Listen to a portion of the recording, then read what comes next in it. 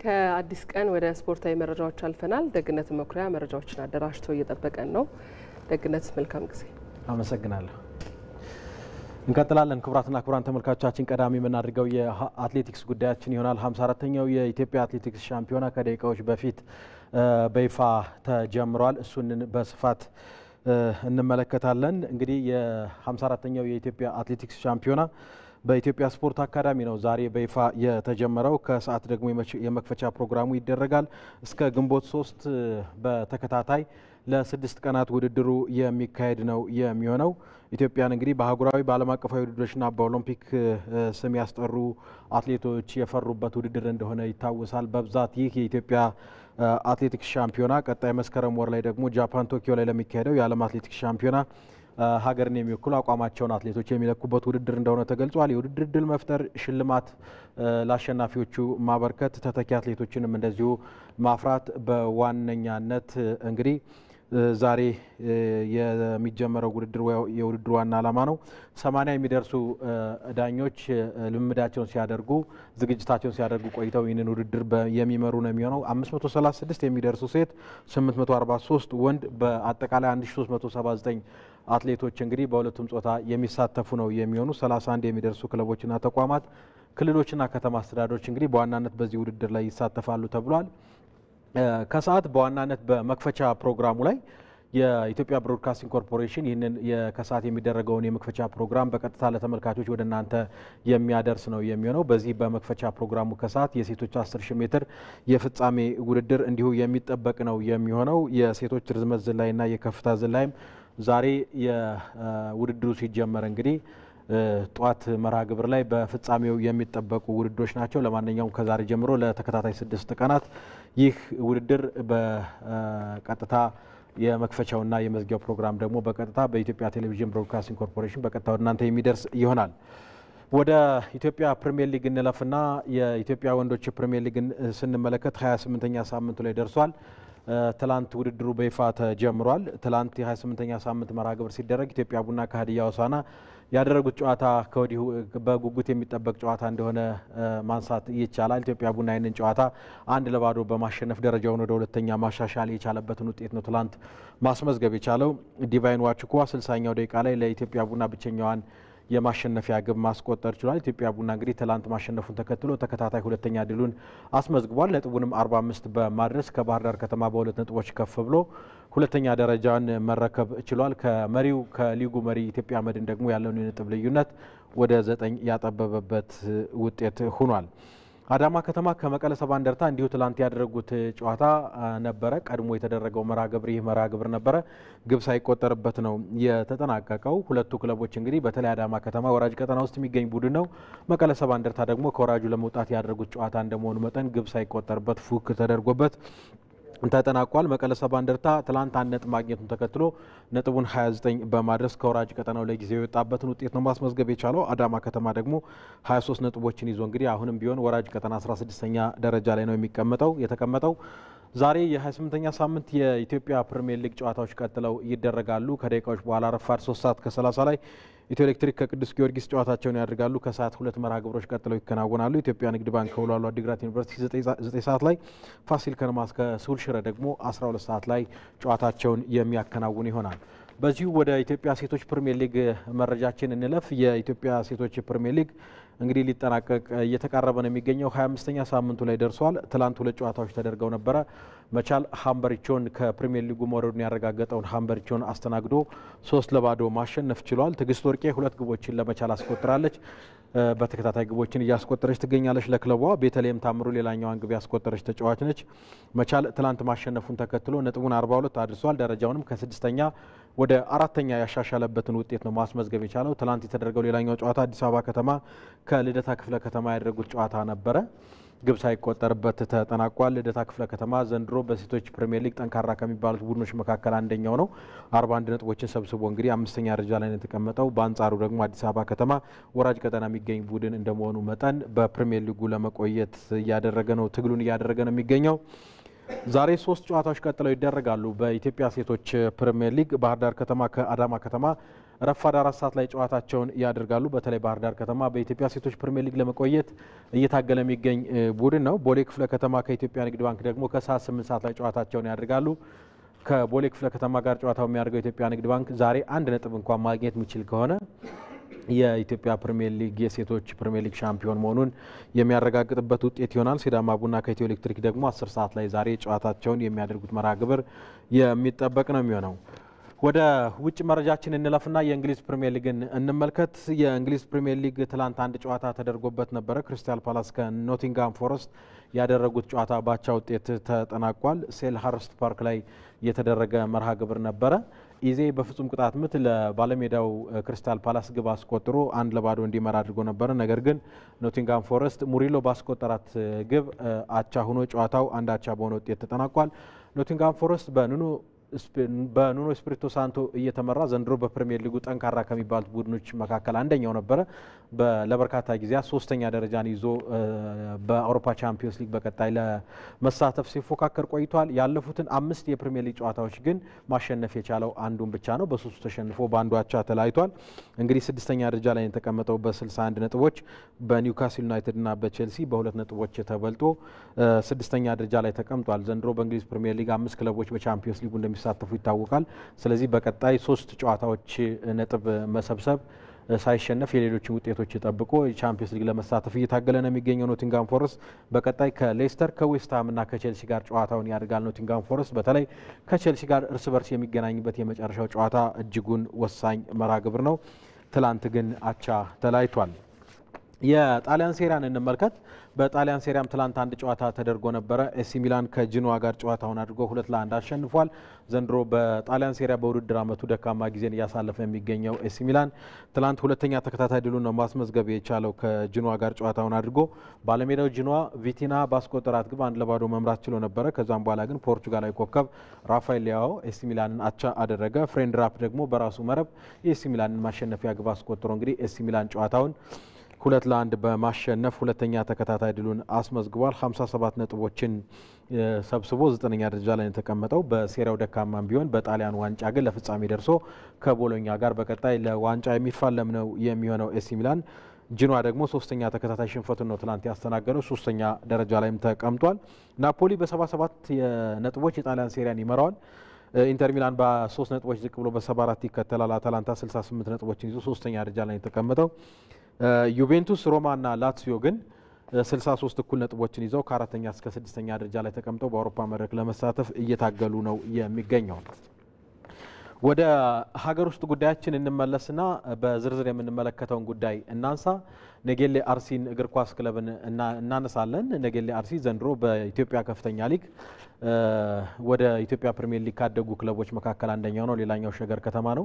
ነጌሌ አርሲ እንግዲህ ወደ ፕሪሚየር ሊጉ ካደገ በኋላ ትላንት ወደ ነጌሌ አርሲ ከተማ ሲመለስ ደማቅ አቀባበል ተደርጎለታል በባቱና በነጌሌ አርሲ። በቀጣይ እንግዲህ በፕሪሚየር ሊጉ እንደመሳተፉ መጠን ይህ ክለብ የፋይናንስ ችግሩን ቀርፎ በፕሪሚየር ሊጉ ተፎካካሪ መሆን አለበት ተብሏል። አዲስ የሸዋስ በዚህ ጉዳይ ላይ ተጨማሪ አዘጋጅቷል።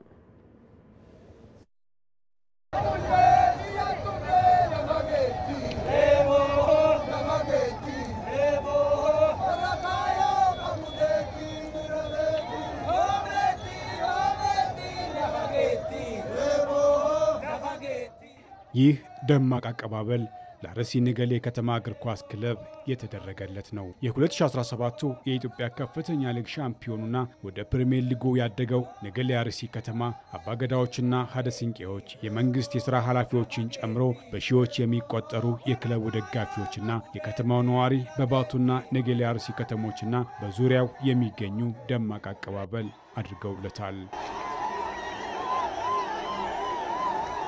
የክለቡ አባላትም በተደረገላቸው አቀባበል መደሰታቸውን ለኢቲቪ ተናግረዋል።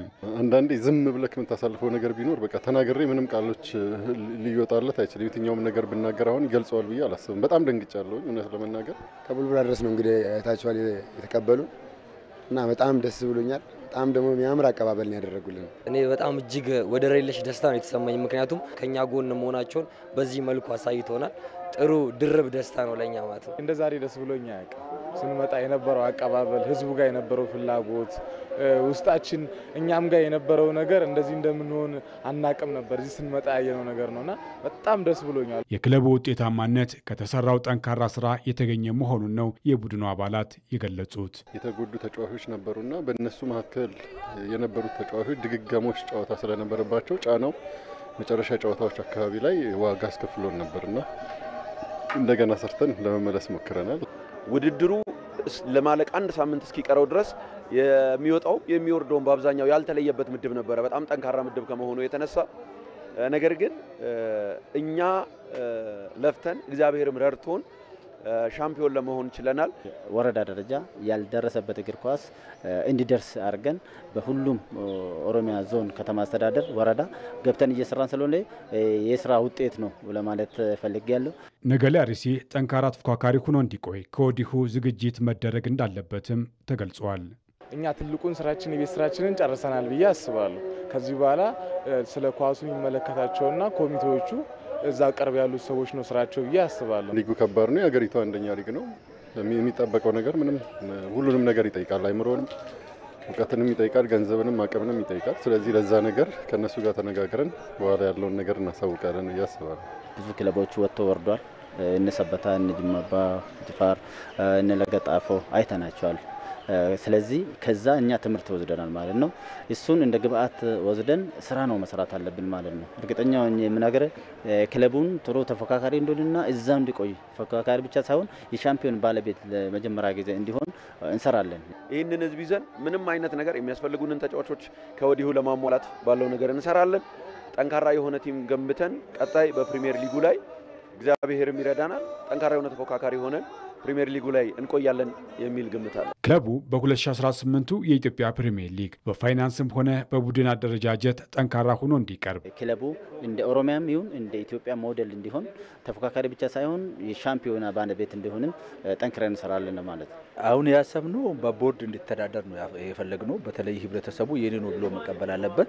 በመንግስት ደረጃ ብቻ ፋይናንስ አድርገን ይህን ክለብ ማስቀጠል አንችልም እና ባለሀብቱ ህብረተሰቡ የተለያዩ ህብረተሰብ አካላት ይሄ ክለብ የኔ ነው ብሎ ፋይናንስ ማድረግ አለበት። ለዛ ሲባል ቦርዱን አዋቅረናል። ከተማ አስተዳደሩ ለክለቡ ደማቅ አቀባበል ከማድረግ ባለፈ ለአሰልጣኝ አባላትና ለተጫዋቾች የመስሪያ ቦታና የገንዘብ ማበረታቻ ሽልማት አበርክቷል። እንቀጥላለን ተመልካቾቻችን። ቀጥለን ደግሞ የአውሮፓ ቻምፒዮንስ ሊግ የግማሽ ፍጻሜ የመልስ ጨዋታ እንመለከታለን። ኢንተር ሚላን ከባርሴሎና ዛሬ እንግዲህ በአውሮፓ ቻምፒዮንስ ሊግ ለፍጻሜ ለመድረስ የሚያደርጉት ፍልሚያ እጅጉን የሚጠበቅ ነው የሚሆነው። ሳንሲሮ ላይ ምሽት 4 ሰዓት ላይ ይደረጋል። ይህ መርሃ ግብር በስፔን ላይ በተደረገው የግማሽ ፍጻሜ የመጀመሪያ ዙር ጨዋታ 6 ግቦች ተቆጥረውበት ይህ ጨዋታ 3 አቻ በሆነ ውጤት መጠናቀቁን እናስታውሳለን። እጅግ ማራኪ ጥሩ የእግር ኳስ ፍሰት የነበረበት ጨዋታ እንደነበረና በርካታ እግር ኳስ ተመልካቾችም ያዝናና ጨዋታ እንደነበረ ማንሳት እንችላለን። ዛሬ ምሽት ደግሞ ሁለቱ ክለቦች አቻ መለያየታቸው እንደዛ አይነት አዝናኝ ጨዋታ አድርገው ዛሬ ደግሞ የመልሱ ጨዋታ ላይ የበለጠ መርሃ ግብሩ እንዲጠበቅ አድርጎታል ማለት ነው። ምሽት 4 ሰዓት ላይ በሳንሲሮ ይደረጋል። አሰልጣኝ ሲሞኒ ኢንዛጊ በዛሬው መርሃ ግብር ላይ ወጣቱን የባርሴሎናውን አጥቂ ላሚን ያማልን በሁለት ተጫዋቾች ማርክ ለማድረግ ወይም ደግሞ ለመያዝ እቅድ እንዳላቸው ከጨዋታ በፊት አስተያየታቸውን ሰጥተዋል። ቀደም ሲል እንግዲህ 3 አቻ ሲለያዩ ማራኪ የሆነች ግብ ማስቆጠሩን ተከትሎ ሲሞኒ ኢንዛጊ በ50 ዓመት አንድ ጊዜ ሊከሰት የሚችል ተጫዋች አይነት ነው ላሚን ያማል ሲሉ ትልቅ አድናቆት እንደቸሩት እናስታውሳለንና ዛሬ በሁለት ተጫዋቾች ይህንን ወሳኝ አጥቂ ተጫዋች ለመያዝ ሙከራ እንደሚያደርጉ ነው አስተያየታቸውን የሰጡት ሲሞኒ ኢንዛጊ። ላውታሮ ማርቲኔዝ በኢንተር ሚላን በኩል ከጉዳት ተመልሶ በዛሬው ጨዋታ ላይ ይሰለፋል ተብሏል። በሜዳችን የምናደርገው የፍጻሜ አይነት ጨዋታ ነው፣ ትልቅ ጨዋታ ነው ሲሉ አሰልጣኝ ሲሞኒ ኢንዛጊ ከጨዋታው በፊት አስተያየታቸውን ሰጥተዋል። ኢንተር ሚላን በአውሮፓ ቻምፒዮንስ ሊግ ባለፉት 15 መርሃ ግብሮች በሜዳው ያደረጋቸውን ጨዋታዎች በአንዱም እንኳን አልተሸነፈም። ከ15ቱ በ12ቱ አሸንፎ በ3ቱ አቻ መለያየቱ ምናልባትም ለባርሴሎና ዛሬ በሜዳው አስቸጋሪ ቡድን ሊሆን እንደሚችል ማንሳት ይቻላል። ባርሴሎናና ኢንተር ሚላንን በዚህ በዘንድሮ የአውሮፓ ቻምፒዮንስ ሊግ ስናነሳ ባርሴሎና በቻምፒዮንስ ሊጉ በርካታ ግቦችን ያስቆጠረ፣ ኢንተር ሚላን ደግሞ ዝቅተኛ ግብ የተቆጠረበት በመከላከሉ ረገድ ጠንካራ የሆነው ኢንተር ሚላን በማጥቃቱ ወይም ደግሞ ግብ በማስቆጠሩ ጠንካራ ከሚባለው ባርሴሎና የሚያደርጉት መርሃ ግብር እንደመሆኑ መጠን እጅጉን እንዲጠበቅ ያደርገዋል ዛሬ ምሽት ማለት ነው። ባርሴሎና ቀደም እንዳነሳው እንግዲህ 40 ግቦችን ነው በዚህ የአውሮፓ ቻምፒየንስ ሊግ ግቦችን ያስቆጠረውና በአንድ የውድድር ዓመት በቻምፒየንስ ሊጉ በርካታ ግቦችን ያስቆጠረ ቡድን ሆኗል። በቅርቡ 2019-20 ላይ ባየር ሙኒክ ነበር 43 ግቦችን ማስቆጠር የቻለው። በእርግጥ 1999-2000 ላይ ነው በባርሴሎና ይህ ሪከርድ የተያዘው። ባርሴሎና 45 ግቦችን በአንድ የውድድር ዓመት በቻምፒየንስ ሊጉ በማስቆጠር ባለ ሪከርድ ነው። የራሱን ሪከርድ ሊያሻሽልም ይችላል ተብሎ ነው የሚጠበቀው ባርሴሎና። ሮበርት ሌቫንዶቭስኪ በባርሴሎና በኩል በዛሬው ጨዋታ ላይ ከጉዳት አገግሞ ተጠባባቂ ሆኖ እንደሚጀምር አሰልጣኝ ሃንሲ ፍሊክ ከጨዋታው በፊት አስተያየታቸውን ሰጥተዋል። 12 ግቦችን አስቆጥሮ 8 ግብ የሚሆኑ ኳሶችን አመቻችቶ ያቀበለው በቻምፒየንስ ሊጉ ራፊኒያ እጅጉን የሚጠበቀው ተጫዋች ነው። ቀደም ብዬ እንዳነሳሁት ላሚን ያማል ወጣቱ አጥቂ ደግሞ እንዲሁ በጉጉት የሚጠበቀው ተጫዋች ነው። ሮበርት ሌቫንዶቭስኪ ቀደም ብዬ እንዳነሳሁት በተጠባባቂ ወንበር ይጀምራል ተብሏል። አሌሃንድሮ ባልዴ ግን በጉዳት በዛሬው ጨዋታ ላይ የማይሰለፍ ተጫዋች ነው። ላውታሮ ማርቲኔዝ ሲመለስ፣ ሌላኛው ፓቫርድ በኢንተር ሚላን በኩል ከጉዳት ተመልሶ ልምምድ ጀምሮ ነበር። ነገር ግን ልምምድ ላይ እንደገና ህመም በመሰማቱ ከውድድሩ ከጨዋታው ውጭ ነው ተብሏል። አሰልጣኝ ሃንሲ ፍሊክ በዛሬው ጨዋታ ላይ የተለየ አቀራረብ ይዘው እንደሚቀርቡ እንግዲህ ከጨዋታው በፊት በሰጡት አስተያየት ተናግረዋል። ምክንያቱም ባርሴሎና ላይ በሜዳቸው ስፔን ላይ 3 ግቦች ተቆጥሮባቸው ነበር። በተለይ 2 ግቦች ቀድሞ ነበር የተቆጠረባቸው በማርከስ ቱራምና በዴንዚል ዳምፍሪስ 2-0 ተመርተው ነው ከዛም በኋላ እንግዲህ አቻ የተለያዩትና ግብ እንዳይቆጠርባቸው መከላከሉ ላይ ጠንካራ ስራ ሊሰሩ እንደሚችሉ ነው አስተያየታቸውን የሰጡት። ለ18ኛ ጊዜ ነው ዛሬ ሁለቱ ክለቦች በአውሮፓ መድረክ የሚገናኙት። በርካታ ጊዜ በቻምፒየንስ ሊጉ በመገናኘት 4ኛ ደረጃ ላይ ተቀምጠዋል ሁለቱ ክለቦች። ባየር ሙኒክ ከሪያል ማድሪድ 28 ጊዜ በመገናኘት በአውሮፓ መድረክ በርካታ ጊዜ የተገናኙ ክለቦች ናቸው። ዩቬንቱስ ከሪያል ማድሪድ 21 ጊዜ ተገናኝተዋል። ኢንተር ሚላን ከሪያል ማድሪድ እንዲሁ 19 ጊዜ ተገናኝተዋል። ዛሬ ደግሞ ባርሴሎና ከኢንተር ሚላን በመገናኘት ለ18ኛ ጊዜ ዛሬ ምሽት የሚገናኙ ይሆናል። ለማንኛውም ግማሽ ፍጻሜው የአውሮፓ ቻምፒየንስ ሊግ የመልስ ጨዋታ ምሽት 4 ሰዓት ሳንሲሮ ላይ ይደረጋል። ከቻምፒየንስ ሊግ ወጣ ስንል አሰልጣኝ አርሰን ቬንገርን እናገኛለን። የቀድሞ የመድፈኞቹ አሰልጣኝ አርሰን ቬንገር አሁን ደግሞ በፊፋ የእግር ኳስ ልማት ላይ እየሰሩ ይገኛሉ። የሰጡት አስተያየት ትንሽ አስገራሚ ሆኗል። በዩሮፓ ሊግ አሸናፊ የሚሆነው ክለብ በአውሮፓ ቻምፒየንስ ሊግ መሳተፍ የለበትም የሚል አስተያየት ሰጥተዋል።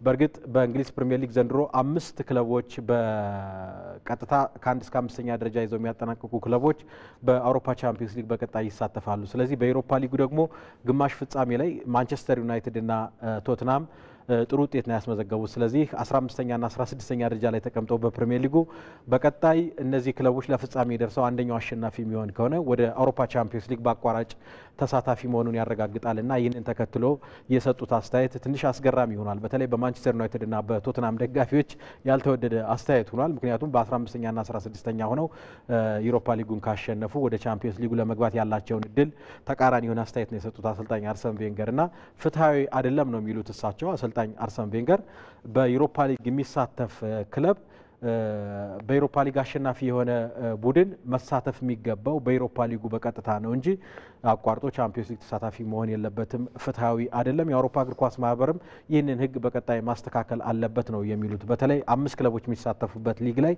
6ኛ ሆኖ መሳተፍ ተገቢ አይደለም፣ ፍትሐዊም አይደለም ነው የሚሉት አሰልጣኝ አርሰን ቬንገር። ለማንኛውም በቶትናምና በማንቸስተር ዩናይትድ ደጋፊዎች ግን አስተያየታቸው ትንሽ የተወደደ አይመስልም።